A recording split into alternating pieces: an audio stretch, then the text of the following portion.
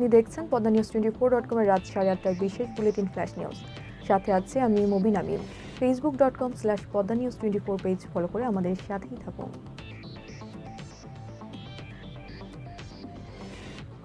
দুর্যোগ ব্যবস্থাপনা ও ত্রাণ মন্ত্রণালয়ের সচিব কামরুল ইসলাম জানিয়েছেন, বন্যায় 13 জনের মৃত্যু হয়েছে। পানিবন্দী হয়ে পড়েছে 8,87,629টি পরিবার।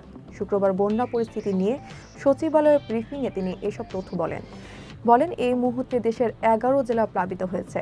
ফেনী, কুমিল্লা, নোয়াখালী, লক্ষ্মীপুর, ব্রাহ্মণবাড়িয়া, চট্টগ্রাম, কক্সবাজার, খাগড়াছড়ি, সিলেট, মৌলভীবাজার ও হবিগঞ্জ জেলার 44,97,535 জন ক্ষতিগ্রস্ত হয়েছেন। বন্যায় কুমিল্লায় 4, কক্সবাজারে 3, চট্টগ্রামে 2, ফেনী, নোয়াখালী, লক্ষ্মীপুর ও ব্রাহ্মণবাড়িয়ায় 1 জন করে মারা গেছেন। বৃহস্পতিবার পর্যন্ত এসব জেলায় 3,52,00,000 টাকা, আরও 20,150 টন চাল এবং 15,000 শুকনো খাবারের প্যাকেট দেওয়া হয়েছে। তিনি বলেন, বন্যা আক্রান্ত জেলাগুলোতে স্থানীয় প্রশাসনের সঙ্গে সেনাবাহিনী, বিমান বাহিনী, নৌবাহিনী, coast guard, BGB, police, rover scout এবং বৈষম্য বিরোধী ছাত্র আন্দোলনের স্থানীয়রা কাজ করছে। যদি বর্ষণ না হয় তবে আগামী 24 থেকে 48 ঘন্টার মধ্যে বন্যা পরিস্থিতির উন্নতি হবে। বিএনপি মহাসচিব মির্জা ফখরুল ইসলাম আলমগীরের সঙ্গে বৈঠক করেছেন ঢাকায় কর্মরত পাকিস্তানের হাই কমিশনার সৈয়দ আহমদ মারুফ। শুক্রবার দুপুরে ঢাকার গুলশানে বিএনপি চেয়ারপারসনের রাজনৈতিক কার্যালয়ে এই বৈঠক অনুষ্ঠিত হয়।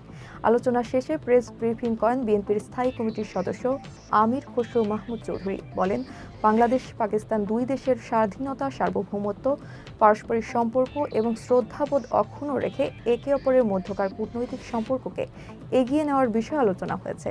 বৈঠকে উপস্থিত ছিলেন special assistant to the chairperson foreign affairs advisory কমিটির সদস্য শ্যামা ওবায়েদ।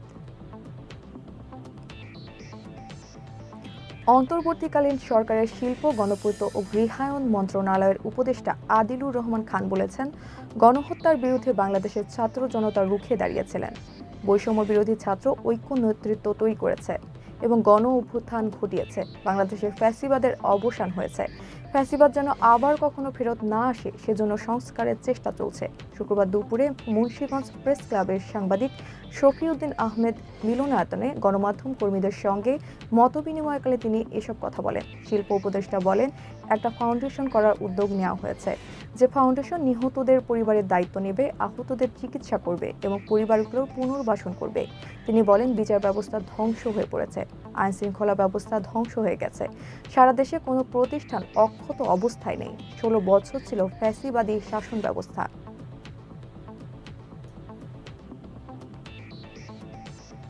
পুলিশের চাকরিতে পুনর্বহালের দাবি জানিয়েছেন 2007 সালে দলীয় বিবেচনায় নিয়োগ বাতিল হওয়া 757 জন বঞ্চিত এসআই ও সার্জেন্ট। শুক্রবার সকালে জাতীয় প্রেস ক্লাবে সংবাদ সম্মেলনে তারা এ দাবি জানান। তাদের পক্ষে মোহাম্মদ আলী জিন্নাহ বলেন, 2007 সালে তৎকালীন আইজিপি নূর মোহাম্মদ ও বেনজির আহমেদ তাদের প্রতিহিংসা চরিতার্থ করার জন্য শুধু দলীয় বিবেচনায় নিয়োগ অজুহাতে 536 জন এসআই এবং 221 জন সার্জেন্ট সহ মোট 757 জন চূড়ান্ত নিয়োগ বাতিল করেছেন, যা অত্যন্ত অমানবিক ছিল।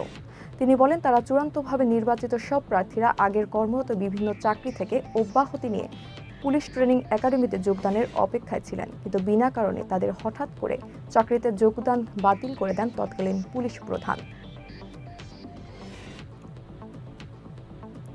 দেশের বিভিন্ন জেলায় ভয়াবহ বন্যা কবলিত অসহায় মানুষদের সহায়তার জন্য প্রধান উপদেষ্টা ত্রাণ ও কল্যাণ তহবিলে অর্থ পাঠানোর জন্য আহ্বান জানিয়েছে সরকার।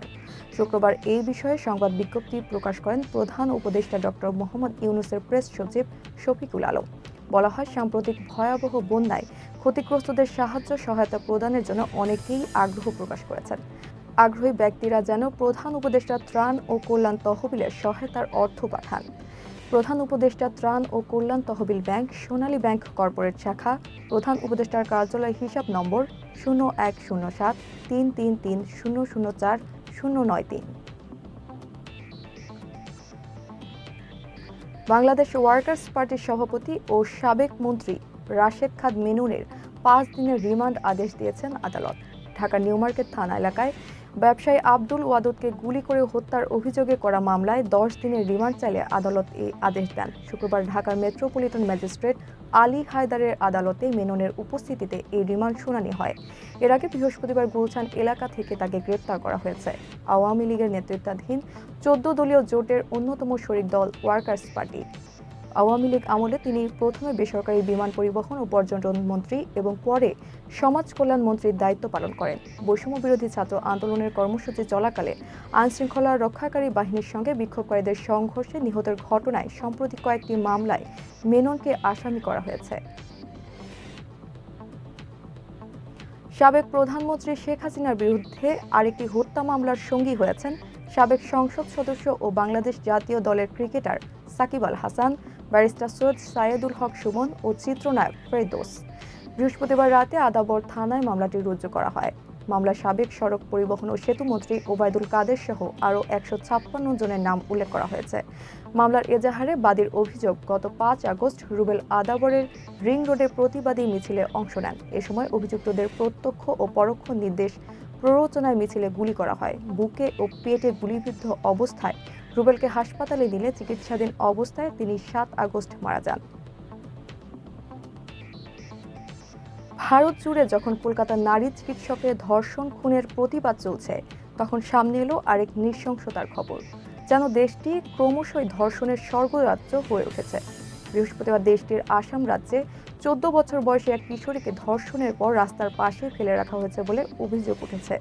ভারতীয় গণমাধ্যম বলছে, আসামের নগাঁও জেলার এই ঘটনায় ভুক্তভোগী কিশোরীর 10ম শ্রেণীর ছাত্রী। কোচিং থেকে ফেরার পথে তিনি ধর্ষণের শিকার হন। স্থানীয়রা বলছেন, ওই ছাত্রীকে রাস্তার পাশে একটি পুকুরের কাছে আধা চেতন অবস্থায় পাওয়া যায়। পাশেই ছিল তার সাইকেল। পরে স্থানীয়রা তাকে উদ্ধার করে পুলিশের কাছে হস্তান্তর করে। পুলিশ তাকে হাসপাতালে নিয়ে যায়। এর আগে প্রায় 1 ঘন্টা রাস্তার পাশে পড়েছিলেন ওই কিশোরী। আলোচিত সমালোচিত ইউটিউবার হিরো আলম অভিনয় ও গানের পাশাপাশি নাম লিখেছেন রাজনীতিতেও। সবশেষ গেল বছর ঢাকার 17 আসনে উপনির্বাচনের সাবেক তথ্য প্রতিমন্ত্রী মোহাম্মদ আলী আরাফাতের প্রতিদ্বন্দ্বী হয়েছিলেন হিরো আলম। প্রার্থী হওয়ায় সে সময় হিরো আলমকে রাস্তায় ফেলে পিটিয়েছিলেন দুর্বৃত্তরা। কিন্তু তিনি জানান, কোনো দুর্বৃত্তরা নয়, আরাফাত ও আওয়ামী লীগের গুন্ডা বাহিনী তাকে পিটিয়েছে। সেই আরাফাতকে এখন খুঁজছেন হিরো আলম, যা কদিন আগে গণমাধ্যমকে জানিয়েছেন তিনি।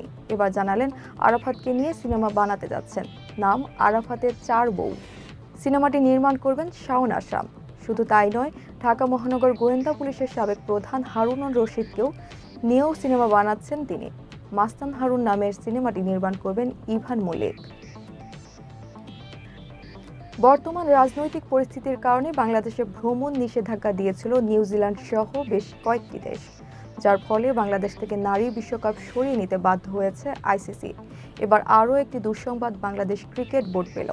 নিজেদের নির্ধারিত এ দলের বাংলাদেশের সফর বাতিল করেছে নিউজিল্যান্ড। সেপ্টেম্বরে 2টি 4 দিনের ম্যাচ ও 3 ওয়ানডে খেলতে বাংলাদেশ সফরে আসার কথা ছিল নিউজিল্যান্ড এ দলের। ম্যাচগুলো হবার কথা ছিল চট্টগ্রামের জহুর আহমেদ চৌধুরী স্টেডিয়ামে ও কক্সবাজারের শেখ কামাল আন্তর্জাতিক ক্রিকেট স্টেডিয়ামে।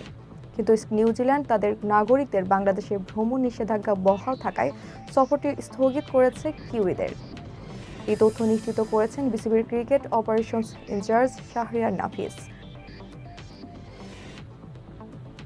গুরুত্বপূর্ণ সব সংবাদ জানতে padanews24.com এর বিশেষ বুলেটিন ফ্ল্যাশ নিউজ দেখবেন প্রতিদিন রাত 8:30টায়। ফ্ল্যাশ নিউজ দেখতে ফেসবুকে আমাদের ফলো করুন facebook.com/padanews24 আর ইউটিউবে সাবস্ক্রাইব করুন youtube.com/padanews24 চ্যানেলটি। নিয়মিত দেশ বিদেশের আপডেট সব সংবাদ জানতে ভিজিট করুন মাল্টিমিডিয়া নিউজ পোর্টাল padanews24.com। পরবর্তী ফ্ল্যাশ নিউজ দেখার আমন্ত্রণ জানিয়ে বিদায় নিচ্ছি আমি মবিন আমিন। ভালো থাকুন, সুস্থ থাকুন।